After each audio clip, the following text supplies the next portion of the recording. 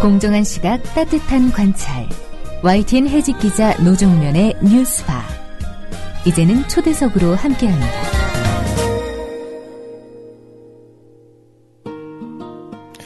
(1등) 만들기 교육 풍조에 대해 반성을 요구했던 행복은 성적순이 아니잖아요 라는 말을 기억하십니까? 1980년대에 나왔던 말입니다. 그로부터 수십 년이 지났지만 여전히 우리 사회는 서열 만들기에 몰두하고 있는 형국입니다. 최근 중앙일보가 대학교의 등수를 매겨서 발표했습니다. 삼성이 운영하는 성균관대학교가 서울대, 연고대보다 상위에 올랐습니다. 경쟁력으로 포장되는 대학 서열화 평가 문제를 짚어보도록 하겠습니다. 글로벌 정치경제연구소 홍기빈 소장님 스튜디오에 나와 계십니다. 안녕하세요. 예, 안녕하세요. 예. 자, 홍 소장님, 모교인 서울대가 그 중앙일보 대학평가에서 성대와 고려대에 뒤처졌더군요. 혹시 이런 결과를 보면 모교라서 생기는 어떤 감정 같은 게 있습니까? 전혀 없고, 세상길이라는 게 오르락이 있고 내리락이 있는 거니까, 그건 별 생각이 없는데. 예. 좀 이따 그거는 말씀드리겠습니다. 서울대 입장에서는 또 억울한 면도 있을 테니까. 네, 예. 네, 알겠습니다. 자, 이 중앙일보 대학평가 벌써 20년이나 됐더군요. 예. 네, 중앙일보 평가가 우리나라에서 대표적인 평가인지요? 예. 그렇죠. 근데 이제 이게 영향을 주려면은요, 우리가 대학을 평가하는 목표가 뭐냐, 이걸 원하는 사람들이 구체적으로 누구냐라고 하면 보통 두 집단이 있죠. 하나는 고등학교에서 대학 진학을 지도하시고 상담하시는 고3 담임 교사들을 비롯한 선생님들이 있고요. 예. 그다음에는 이제 대학을 졸업한 분들이 취직을 할 적에 기업체라든가 여러 이게 고용주 측에서 이 인사 측이라고 할까? 요쪽에서 이걸 어느 만큼 반영하느냐, 이게 제일 중요한 문제가 아마 될 것 같은데요. 예. 이게 사실은 지금 하신 우리 이 질문이 과연 그러면은 중앙일보 평가가 어느 정도 큰 영향을 줬느냐, 이거는 평가를 평가하는 문제가 되는 거니까는 사실 평가도 지금 애매한 판인데 평가에 영향력을 또 평가한다 그러면 사실 어떻게 말하기는 좀 애매해요. 예. 그런데 보통 세간에 알려져 있는 바로는 제가 지금 말씀드린 두 집단에서 과연 중앙일보 랭킹을 어느 만큼 중요시 보느냐. 보통 지금 말씀드린 두 집단은 전통적으로 자신들이 가지고 있는 데이터베이스들을 구축을 해가지고 그거에 근거해서 의사결정을 하는 경우가 많다는 게 전통적인 행태였는데 예. 그 전통적인 행태가 요즘까지도 크게 바뀌지는 않았다는 거예요. 물론 그 데이터베이스를 작성하는 과정에서 중앙일보 평가도 참조가 될지는 모르겠는데 예. 이것 자체가 무슨 어떤 스탠다드가 된다든가 그런 식의 관행이 사회적으로 퍼졌다라고 말하기는 그렇게 말하는 건 상당히 무리가 있을 겁니다. 예. 그러니까 중앙일보가 오랫동안 평가를 해왔습니다만 어떤 그 평가의 대표성이나 권위를 어떤 실질적인 이해관계에 있는 당사자들이 인정하고 있는 것으로 보이지는 않는다, 이런 말씀이시군요. 예. 네. 그럼 좀 더 근본적으로요. 대학 간의 이런 경쟁은 필요한 겁니까? 대학 간의 경쟁이요. 그게 참 말하기가 좀 애매한 면이 있어요. 우선 우리가 이 대학 문제에 대해서 이게 제 개인적인 견해긴 합니다만은 저는 경제학을 공부하고 연구하는 사람이니까 어쩔 수 없습니다만은 하나 또 우리가 좀 주의해야 될 관점도 있는데요. 제가 보기에는 뭐냐면은 우리가 2차 대전 이전에 있었던 대학을 갖다가 어떤 머릿속에 표준으로 삼는 그야말로 상아탑, 이거 원래는 좋은 말 아니었습니다만은 그래서 어떤 숭고하고 진리를 추구하고 이러는 쪽으로만 얘기하는 게 있는데요. 예. 이것도 현실하고는 다릅니다. 2차 대전 이후하고 2차 대전이 어떤 사회에서 대학이 차지하는 위상에 결정적인 영향을 준 부분이 2차 대전 이후가 되면은 이 화이트 칼라들이라든가 이걸 배출을 해야 되기 때문에 예. 대학이 어떤 진리만 탐구하는 곳이라기보다도 교육을 맡고 사회적으로 이 산업에서 필요한 일꾼들을 만드는 데도 아주 중요한 역할을 하게 돼 있어요. 예. 지금 하신 질문이 그러니까 거기서 경쟁이 필요하냐라고 하는 겁니다. 제가 생각엔 필요합니다. 왜냐하면은 그 경쟁이 없이 그냥 이렇게 놔뒀을 경우에요. 우리가 경쟁이 없었을 때 부정적인 면도 있어요. 뭐냐면은 우리 사회에서도 익히 나왔던 얘기인데 왜 이런 농담 있죠. 한 번 되기는 굉장히 어려운데 일단 되고 나면 굉장히 편한 직업이 두 개 있다. 아시죠? 교수하고 거지입니다. 그러니까 이 대학 교수들이 말입니다. 그 80년대까지는 사회적 통념이 공부 안 하고 아무것도 안 하는 사람들이라는 그런 식의 통념이 있었던 거거든요. 네. 그게 뭐 사실일지는 모르겠습니다만은 대학의 경쟁이 전혀 없었을 때 나오는 역작용인 건 분명해요. 제가 봤을 때. 네. 그런데 이 경쟁을 하긴 해야 되는데 여기서 주의할 게 있습니다. 경쟁이라고 하는 게 굉장히 여러 가지 형태가 있는데요. 지금 우리는 경쟁하면은 대부분 이 선착순 달리기 뜀박질하는 것만 자꾸 경쟁으로 생각을 하는데 이 대학 간의 경쟁은 그런 경쟁은 아닙니다. 뭐냐면은 제로섬 경쟁이 아니라는 겁니다. 예. 제로섬 경쟁에서는 뭐냐면은 가령 떡 하나를 놓고 너하고 나하고 경쟁을 하면은 내가 먹으면 너는 굶는 거죠. 예. 대학 서열의 경우에는요, 가령 요번에 성균관가 아주 서열이 올라갔다 중앙일보 평가에서 이렇게 얘기했는데요. 그게 올라간다고 해서 그것보다 서울대가 뒤처졌다고 그러죠. 네. 서울대가 나쁜 학교가 됐냐면 그건 아니라는 거예요. 근데 이 서열 평가가 자꾸 어떤 식의 착각을 사람들한테 일으키게 되냐면은 어느 학교가 올라갔다 그리고 저 학교가 처졌다 그러면은 저 학교는 옛날 70년대식 속어로 똥통 학교가 된 게 아니냐. 예. 그런 말들을 해요. 네. 이런 식의 제로섬 경쟁은 아닙니다. 그렇기 때문에 이런 식의 랭킹 서열의 평가라는 게 대학들이 우리 대학이 지금 어디쯤 와 있고 뭘 개선해야 되느냐를 갖다가 표준 참고할 수 있는 좋은 자료는 되는데 이게 그렇다고 다른 학교는 나빠졌다라는 식의 아주 그런 살벌한 경쟁을 의미하는 것은 아니다. 그걸 기억할 필요 있을 것 같습니다. 예. 그러니까 말씀 들어보면은 대학의 경쟁이 필요하다 이런 말씀을 이제 모두 하셨는데 그러면 긍정적인 방향으로 경쟁을 유도할 그런 책임이 우리 사회에도 있다고 볼 수 있지 않겠습니까? 그렇죠. 예. 예. 그런데 기여하는 평가이냐 아니냐 이런 판단은 가능할 것 같습니다. 그렇습니다. 그러니까 중앙일보가 지금 실시하고 있는 대학 평가의 그런 평가 항목들 주목하고 있는 부분들이 지금 홍 박사님께서 말씀하신 그런 긍정적인 경쟁력을 좀 더 이렇게 견인해내는 그런 역할을 하고 있는지요? 네, 이제 그걸 좀 평가를 해봐야 될 텐데요.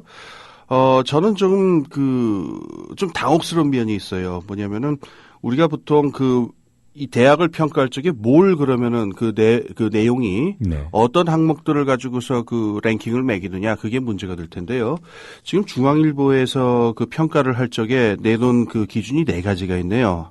첫 번째는 교육 여건 및 재정. 네. 그리고 두 번째는 요거를 좀 약간 좀 구체적으로 얘기를 하자면은 교육 여건 및 재정 이렇게 말하기보다도요. 연구 실적이 일단 30% 정도가 되고요. 예. 졸업생 사회 진출도라는 항목이 있는데 이게 27.5%를 차지를 하네요. 네. 그다음에 교육 여건 이게라고 불리는 게 한 25%를 차지하고요. 네. 그다음에 국제화 지수라고 하는 게 17.5% 이렇게 되어 있습니다. 네. 근데 제가 조금 당혹스러운 게 하나가 뭐냐면요. 대학을 평가할 때 그 변수가 2가지가 있는데 하나는 인풋에 그러니까 투입 요소에 해당하는 게 있고 아웃풋 그러니까 산출 요소에 해당하는 게 있는데 예를 들자면은 지금 연구 실적이라든가 이런 거는 대학에서 좋은 교육이 이루어지기 위한 투입물에 해당을 하죠. 예. 그다음에 아웃풋 그러니까 산출에 해당한 건 뭐냐면은 졸업생 사회 진출도 같은 것. 그래서 어떤 결과가 나왔냐라는 건데 외국에 좀 공신력이 있는 평가 기준에서는요, 압도적으로 이 투입 부분이 많습니다. 이것도 꼭 좋은 것만은 아니에요. 정확한 것만은 아닌데, 투입 부분이 많을 수밖에 없는 이유가, 이 산출 부분은, 평가하기가 굉장히 애매하고요.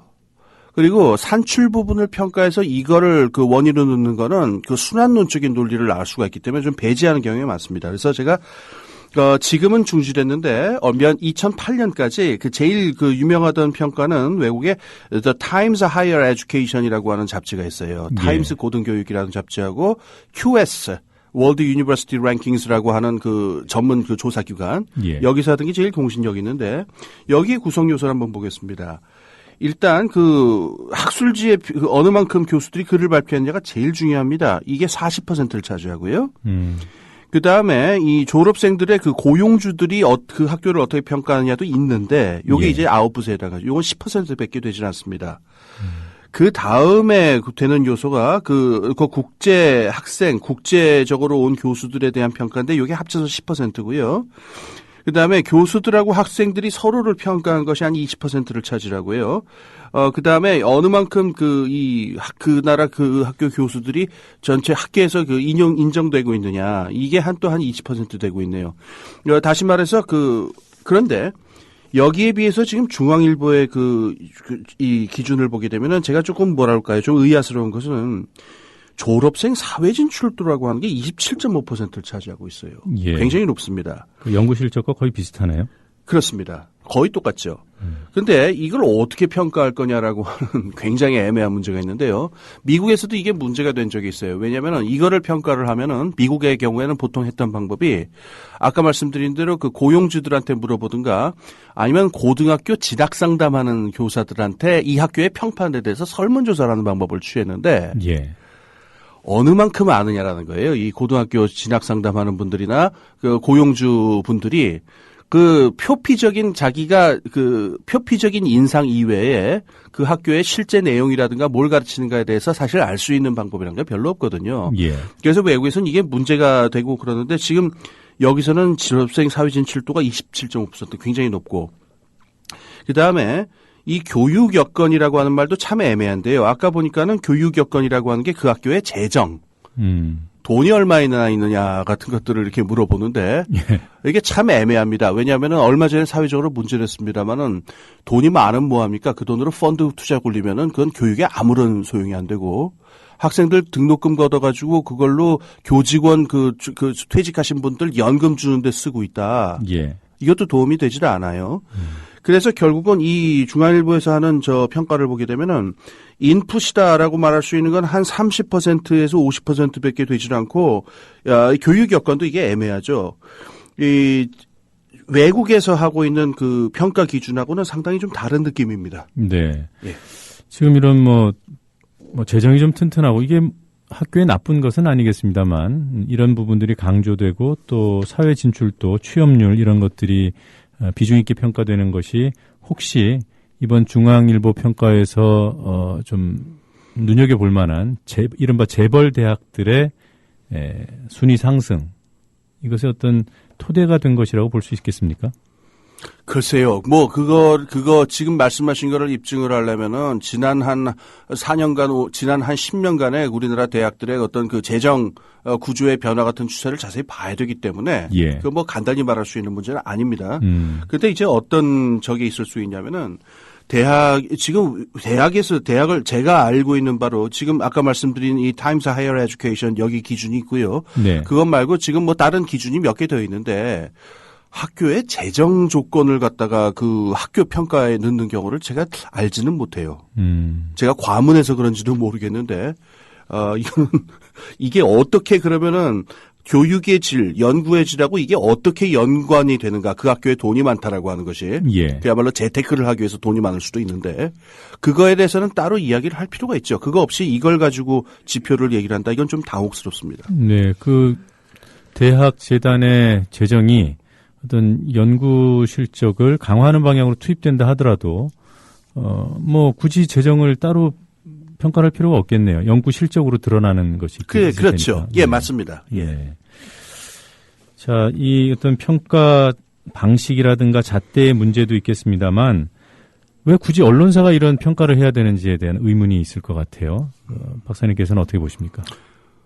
저도 이게 제일 중요한 문제가 아닐까 싶은데요. 아까 말씀드린 대로 대학의 평가가 필요하긴 합니다. 왜냐하면은 제가 아까 말씀드린 것도 있지만은 거기서 좀 더 구체적으로 보자면은 이 대학을 진학해야 되는 학생들 입장에서 예.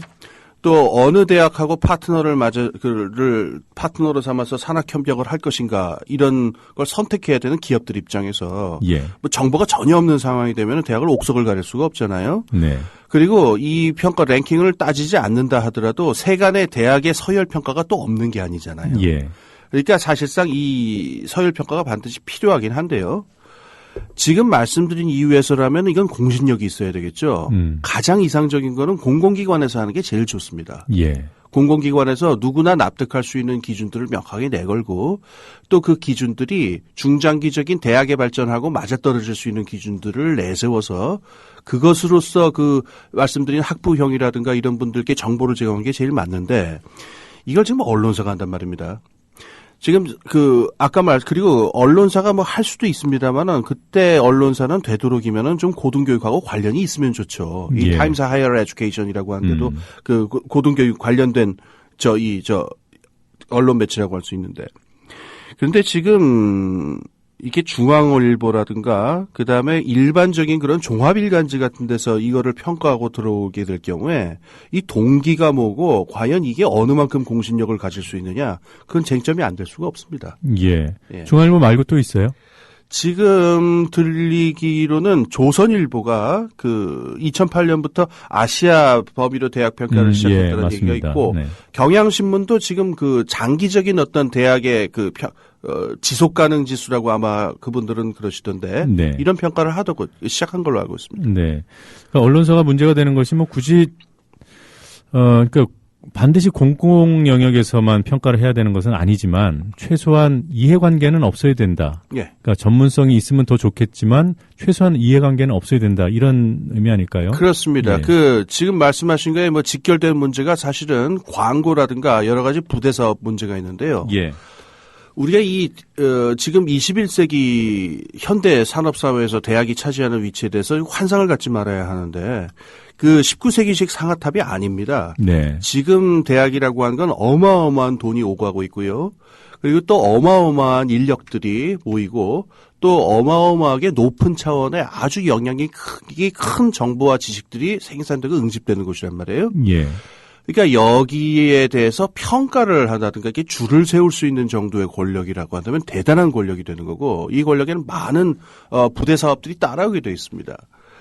그래서 그 외국에서도 그 대학 평가를 하는 그 기관들이 이를테면 대학 진학 가이드북 이런 책을 낸 적이 있어요. 네. 그러니까 이게 문제가 안 될 수가 없죠. 왜 그런 평가를 하다가 그걸 그런 사업으로 연결시키느냐. 그렇게 해서 적이 있었는데 우리나라의 경우에는 지금 뭐랑 연결이 되겠냐면은 대학 광고 문제하고 연결이 되거든요. 예, 대학교들이 뭐 많이 보셨겠지만은 자기 대학의 어떤 그 평판이나 위신을 올리기 위해서 광고를 하게 되는데 예. 언론사에서 대학 평가를 하게 되면은 그 광고를 어느 언론사로 할 것이냐 라고 하는 게 연결이 되게 되겠죠. 그래서 실제로 이제 2011년, 12년 이럴 적에 몇 군데 그 언론기관에서 그 대학에 나온 광고 수를 조사를 해본 적이 있었는데, 예.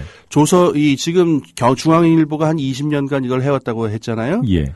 근데 이제 그 동아일보 같은 경우에는 전혀 이 대학 평가 근처로 오지는 않았는데, 네. 그 나온 광고 수를 비교를 하니까 그 입시 기간이었었습니다. 예. 동아일보는 한 30건 정도였는데 반해서 네. 중앙일보의 경우에는 50건 가까이 됐던 걸로 나와 있어요. 네. 그러니까 이거는 하나의 비교의 지표입니다만은 대학들 입장에서는 여기 이 학교에서 이 신문에서 좋은 평가를 받으려면은 같은 값이면은 여기다 광고를 내야 된다 이런 압력을 받지 않을 수가 없게 되겠죠. 네. 일단 일이 이렇게 되기 시작하면은 과연 이런 평가가 도대체 무슨 의미가 있는 거냐라고 하는 어려운 문제가 나오게 됩니다. 그 조금 전에 말씀해 주셨던 이 조사 결과는 아까 시점이 언제라고 하셨죠? 그거는 그 횟수를 센 거예요. 예. 그거는 2012년 네. 시사인 종합 주간지죠. 네. 시사인에서 했던 발표를 알고 있습니다. 네. 자, 뭐 요즘 대학생들이 너무 과거에 비해서 이기적으로 변했다. 예. 그리고 뭐 학점의 노예다 뭐 이런 얘기까지 나오고요. 또 과거 사회 고민을 할 수 있었던 어떤 계기라면 뭐 학생운동 이런 분위기도 있었는데 학생운동은 완전히 퇴조된 상황이고 이런 대학 캠퍼스의 변화가 대학에 대한 평가와 좀 연관이 있다고 보십니까? 그것도 뭐 아까 말씀하신 대로 그 평가의 평가를 넘어서서 평가의 평가를 지금 인과관계가 굉장히 좀 추적하기 모호하니까 네. 이게 제가 그걸 뭐 이렇다라고 말할 수 있는 부분은 아니겠죠. 근데 제가 그 얘기는 조금 이따 지금 말씀드리고 아까 하던 말씀에서 조금만 하나만 더 지적하고 넘어갈 게 있습니다. 뭐냐면은 초두에 그 서울대학교 문제를 제가 말씀을 드렸는데요. 네. 대학 총장 지금 이 중앙일보라든가 우리나라 언론사들이 하고 있는 대학 평가가 문제가 많다라고 하는 걸 아주 단적으로 드러나는 거는요. 대학 총장들이 이거를 거부하는 경우가 많습니다. 이게 아마 움직일 수 없는 적이 아닐까 싶은데요. 작년의 경우에는 그 전국 대학 총장 차원에서 지금 이 언론사들이 하고 있는 이 대학 평가가 너무나 큰 문제가 있다라고 하는 성명을 발표한 적이 있었고요. 예. 그다음에 서울대학교의 경우에는 제가 알기로 2011년부터인데요. 중앙일보가 행하는 그 그 대학 랭킹 조사에는 참여하지 않겠다라는 입장입니다. 그래서 이거를 할 적에는 그 중앙일보에서 대학마다 그 필요한 자료를 요구하면은 예. 대학이 거기 응해서 정보를 그 제공하는 형태인데 2011년부터 서울대학교는 여기 응하지 않고 있습니다. 그럼 최근에 이루어진 조사는 일방적인 조사에 따른 일방적인 겁니다. 평가였나요? 그래서 네. 예, 서울대학교 측에서는 그래서 이번에 그 맞으면 본인들이 다른 학교들보다 뒤처졌다는 얘기 나오니까 뭐 안팎으로 말들이 많을 거 아니에요. 예. 저야 뭐 먹고 살기 바쁜 사람이니까 전혀 관심 없는데 뭐 좀 여유가 있는 분들은 굉장히 화가 나신 분들이 많을 거예요. 졸업생들 중에. 예. 그런 얘기를 들으니까는 이분들이 뭐 대응을 해야 되는 게 아니야. 서울대학교 쪽에서. 그런데 서울대학교 쪽에서 대응은 하진 않고 본인들은 그 아까 말한 그 외국에서 행하고 있는 그 대학 평가 몇 개에만 그 참가를 하고 이 국내 언론사는 일체 참여하지 않겠다라는 입장이었었어요. 네. 지금 이것 말고도 지금 서울에 있는 몇 개 대학 총장들이 간담회 형태로 모여서 지금 있는 언론사 그 랭킹 조사에 대해서 그 반대 입장을 표명한 적이 한 두어 번 더 있었는데 네. 경우는 다 똑같습니다. 이게 언론사들이 무언의 압력을 행사하고 있는 것이다. 대학에 대해서. 예. 그리고 공신력에 대해서 믿을 수 없기 때문에 우린 이것에 대해서 심각한 문제가 있다고 생각한다라는 총장님들 차원 내에서의 문제 제기였다는 걸 기억할 필요가 있습니다. 예. 자, 이런 반발이 조금 더 강해질 수도 있겠어요. 이번에 또 서울대학교 순위가 떨어졌으니까 서울대학교의 반발 기류가 좀 더 강해질 수도 있을 것 같아요. 그러니까 이번에 그 서울대학교 같은 경우에는 자꾸 뭐 대학교 이름 불러갖고 좀 저도 좀 찜찜합니다만은 우리나라 대학 사회에서 이제 제일 좀 그 국립대고 그러다 보니까 좀 기둥이 되는 학교 아니겠습니까? 그러니까 여기서 응하지 않겠다고 해서 랭킹에서 빼버리게 되면은 랭킹 조사 전체가 우스워진단 말입니다. 예. 그러니까는 일단 공개돼 있는 정보 가지고서 아마 그 하나의 그야말로 벤치마크 같은 형태로 아마 느끼는 모양인데 이런 식으로 만약에 대학들이 빠져나가거나 이렇게 되게 되면은 우리나라 언론사들이 하는 랭킹 조사 무슨 의미가 있느냐 이런 얘기 나올 수가 있겠죠. 예. 공교롭게도 결과를 보면은 외국에서 한 조사에서는 여전히 서울대학교가 종합대학교들 중에서는 뭐 1, 2로 나타나고 예. 우리나라 요번 조사에서 순위가 올랐던 뭐 성대나 중대 예. 같은 경우에는 이전의 수준을 유지하고 있는 예. 그렇게 나타난 걸 보면 대학 측의 반발도 예. 반발 충분히 이해가 되는 측면이 있습니다. 그렇습니다. 그리고 이제 아까 지금 말씀하신 질문하신 그 학생들 문제로 얘기가 넘어가야 되니까 예. 그 전에 요건 막으면서 한마디만 제가 좀 이게 조언을 드리고 싶은 게 있는데 요즘이 어떤 세상입니까? 이 지구화된 세상이라서 네. 전 세계 대학 평가 랭킹을 아주 손쉽게 구해볼 수가 있습니다. 예. 아시아 차원에서도 구해볼 수 있고 전 세계 차원에서도 구할 수 있고 그래서 지금 말씀하신 대로 우리나라 대학들의 아주 그 상위에 있는 대학들 같은 경우에는 그 전 세계 랭킹 그거 안에서 다 확인할 수가 있거든요. 예. 그러니까 이 학부형들께서는 그 점도 꼭 참조를 하셔야 되고요. 한 가지 더 조언을 드리고 싶다면요. 제가 생각하기에 이 종합 랭킹이라고 하는 건 거의 무의미합니다. 그러니까 그 학생이 가령 법을 공부할 학생이다, 뭐 의학을 공부할 학생이다 그러면은 대학마다 특성이 다르고 또 그 학생이 여기서 교육을 받아서 사회에 진출하는 게 중심이면은 교육 중심 대학으로 가야 할 것이고 예. 이 학생이 좀 더 심도 있는 지식을 해가지고 학자라든가 전문 직종인이 될 것이다라고 한다면 연구 중심 대학으로 갈 필요가 있겠죠. 예. 여러 가지를 다 고려를 해야 되기 때문에 어떤 정보가 필요하냐면요. 그 경제학에서는 disaggregate이라고 합니다만은 합계되지 않은 학과별 또 그 단대별 정보 같은 게 훨씬 더 중요합니다. 예. 그래서 이것도 오늘날 많이 공개되어 있는 정보들이 많으니까 그런 것들을 가지고서 평가를 하시는 게 좋죠.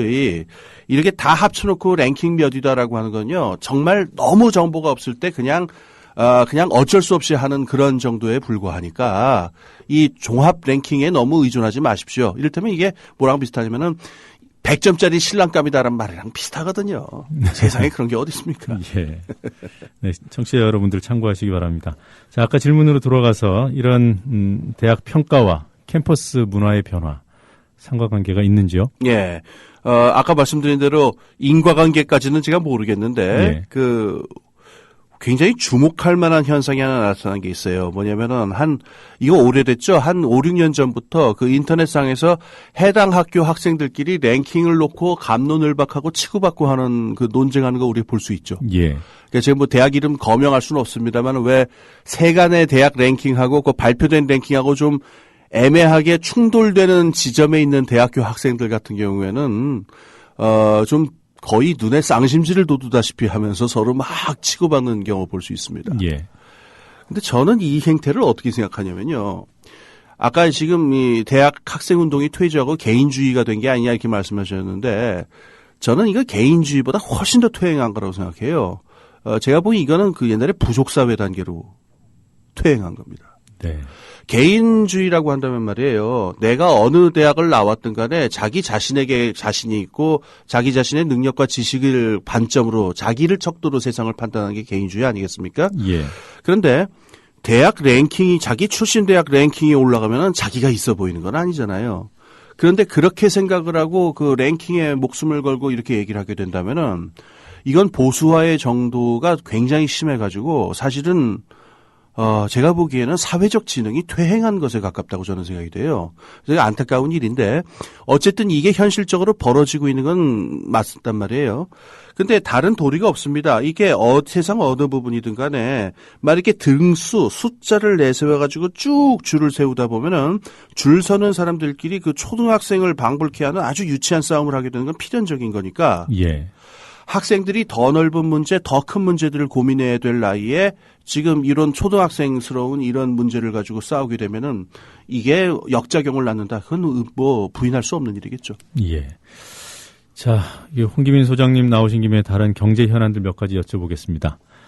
최근에 복지 예산 논쟁이 있지 않았습니까? 뭐 공약 후퇴다, 파기다 이런 논쟁도 여야 간에 치열하게 전개가 됐고요. 최근에 이 복지 예산을 둘러싼 문제들 어떻게 바라보십니까?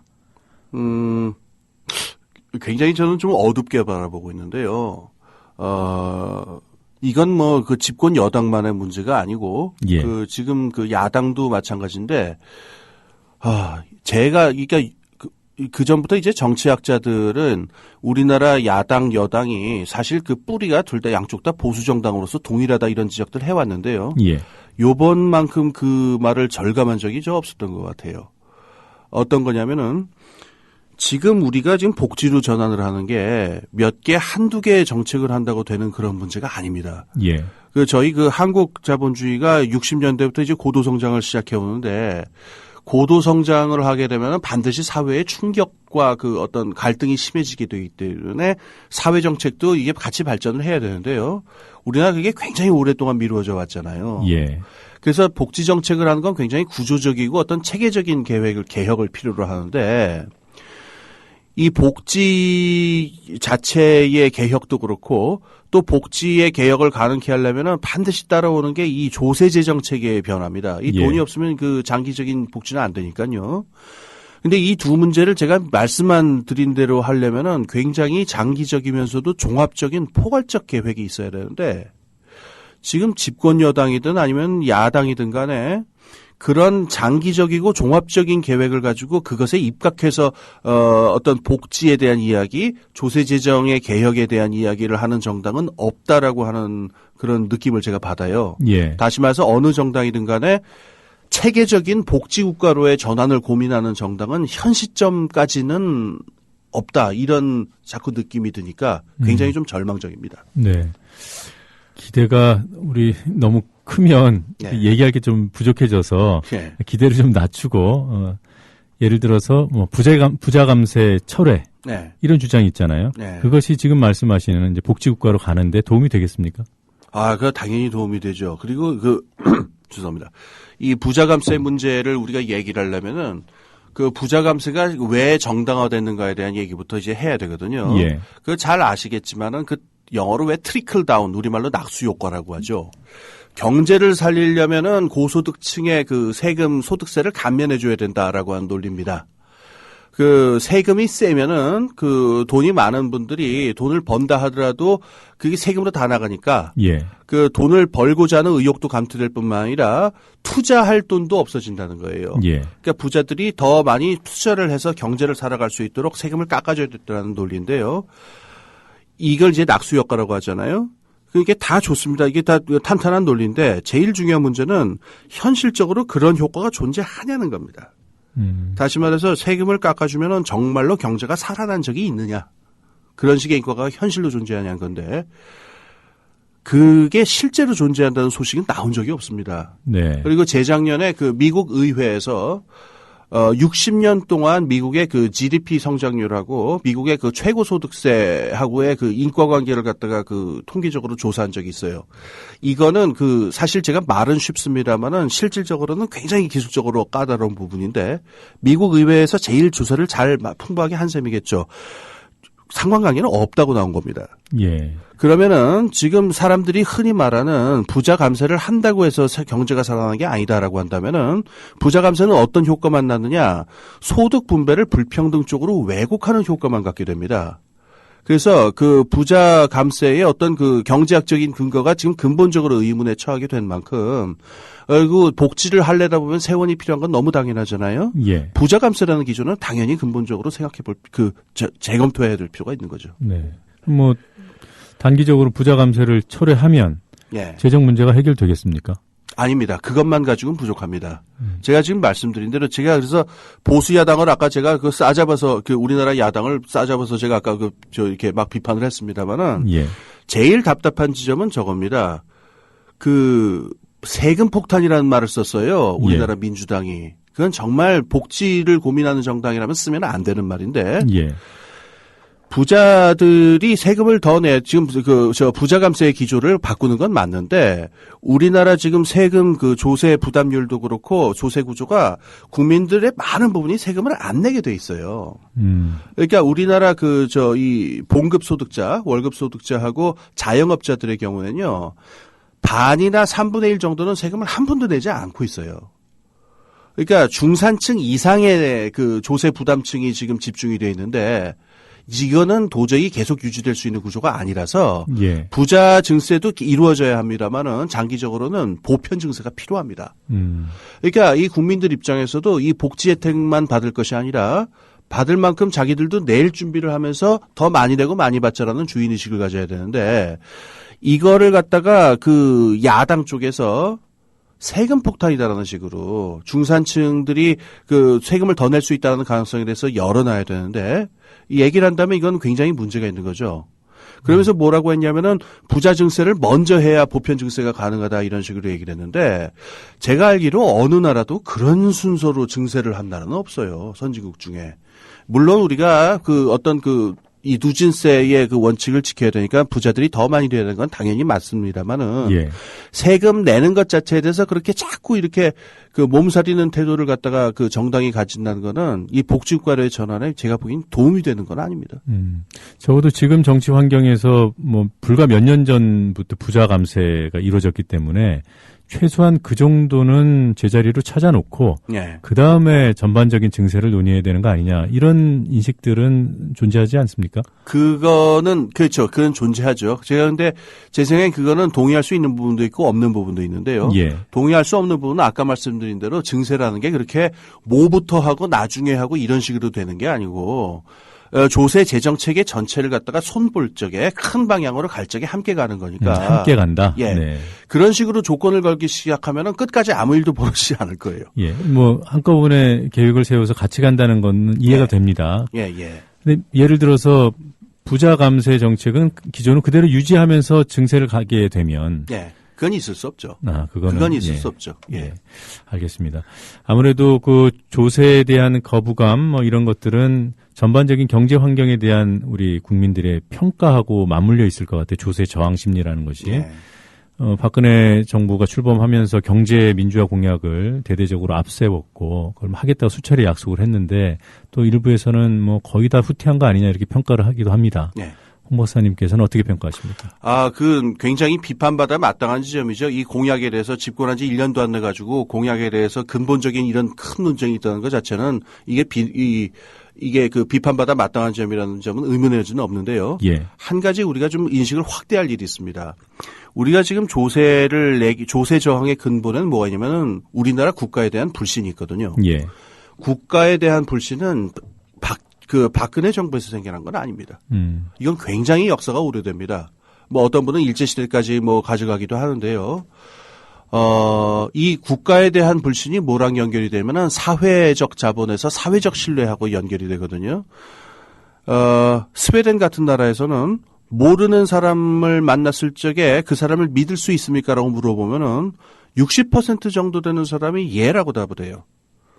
우리나라에서는 아마 그렇게 말하는 사람은 아마 5%도 안 될 것 같은데 아까 말씀드린 대로 이렇게 국가의 신뢰를 근본적으로 개선하는 작업하고 증세를 하는 작업하고 같이 가지 않으면 안 된다. 이건 너무 불명하겠죠. 그래서 어떤 국가의 어떤 그 조세 투명성의 확립이라든가 그다음에 국가 그 공직자들의 어떤 기강이라든가 도덕성 같은 것들을 바로잡는 작업이 같이 이루어져야 되겠죠.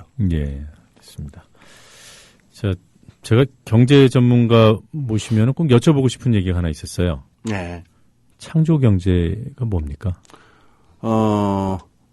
그러니까 저도 뭐 입을 열기가 무서운데 왜냐면은 그건 갑론을박 중인 것 같아가지고. 예. 그러니까 10사람이면 10사람의 해석이 있고 이런 것 같아요. 그래서 뭐 저도 그 얘기가 어떤 맥락에서 나온 것일 거다라고 생각하는 건 있는데 그 입을 열기는 저도 무섭네요. 말해봐야 그거 아니다 또 이럴 테니까. 정부에서 들었던 예는 주로 그 3D 골프장 뭐 이런 예를 들었던 걸 제가 기억을 하는데, 그런데 문제는요, 없는 건 아닙니다. 실체가 없는 건 아닙니다. 창조 경제라고 불러야 할 만한 상황이 그 21세기 어떤 산업 기술의 변화하고 맞물려서 나타난 건 분명한데요. 그걸 추진하는 게 이게 국가에서 창조 경제라는 구호를 써붙인다고 해서 되느냐라고 하는 거는 저는 그거는 좀 의문이 있습니다. 아주 그 동의할 수 있는 아주 핵심적인 부분만 얘기하자면은 지금까지 없었던 종류의 수요와 공급을 창조하는 과정이라고 말할 수 있어요. 창조 경제라는 게. 네. 예를 들자면은 18세기에 살았던 사람들이 기차 타고 전국을 유람하고 싶다라고 하는 욕구는 갖출 수가 없었겠죠. 그렇죠. 그건 존재한 적이 없으니까. 그런데 기차가 생겨난 다음에 어떠냐면 그 전까지 없었던 욕구가 생겨나잖아요. 예.